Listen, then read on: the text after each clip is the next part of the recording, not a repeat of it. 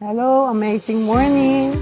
I'm Araceli Melendres, 67 years old, senior, retired. Ako po nagpa-check up noon at nalaman ko na meron akong mga sakit katulad ng diabetic po ako, taas po ang cholesterol, mataas ang high blood at saka uric acid. So, nag-advise ng aking pamangkin na mag-take ako ng barley. Makakatulong sa akin ito, higit. So, ang ginawa ko, madami akong tinake, 9 sachet every day. At ang resulta, wala pang 1 month, gumaling ako.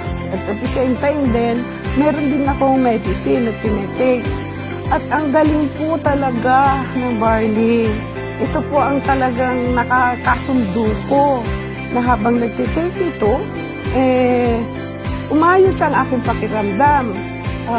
Yung pong paghihirap ko ng paglakad, nakalakad na rin po ako. At dahil po